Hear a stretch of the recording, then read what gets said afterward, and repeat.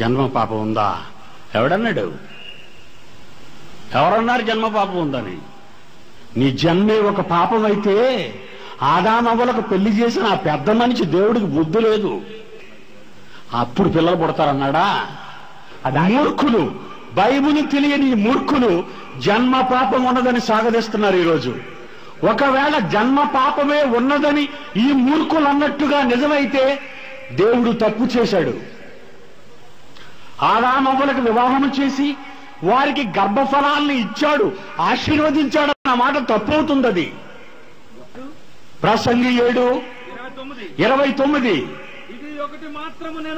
ఇది ఒకటి మాత్రము నేను కనుగొంటిని. వినాలి, నువ్వు వినాలి. ఇది ఒకటి మాత్రము నేను కనుగొంటిని. ఏమనగా దేవుడు మనుష్యులను యథార్థవంతులుగా పుట్టించను గాని ఇతనిలా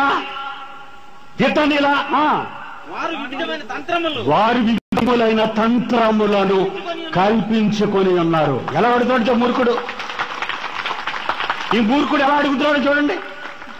వాడికా బైబిల్ తెలీదు, ఎవడో చెప్పిన ఎంగిలి మాట విన్నాడు, ఆ మాట నిజమని నిలబడుతున్నాడు. ఈరోజు బైబిల్ తప్పంటున్నాడు. మరలా అట్నుంచి బైబిల్ తప్పట. దేవుడు నరులను యథార్థవంతులనుగా పుట్టించెను, కానీ వీడు తంత్రములను కలిగి ఉన్నాడు. దేవుని వాక్యాన్ని పాడు చేస్తున్న మూర్ఖులండి వీళ్ళు. ఎవడో పనికిరాని వాడు ప్రసంగాలు విని క్రీస్తు విరోధి, వీడి మీదే సింహగర్జన.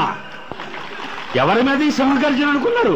ఇలాంటి దొంగ బోధకులు, బైబిల్ తెలియని మూర్ఖులు సమాజాన్ని పాడు చేస్తున్నారు. అమాయక జనాన్ని సర్వనాశనానికి నడిపిస్తున్నారు బైబిల్ తెలియని మూర్ఖులు.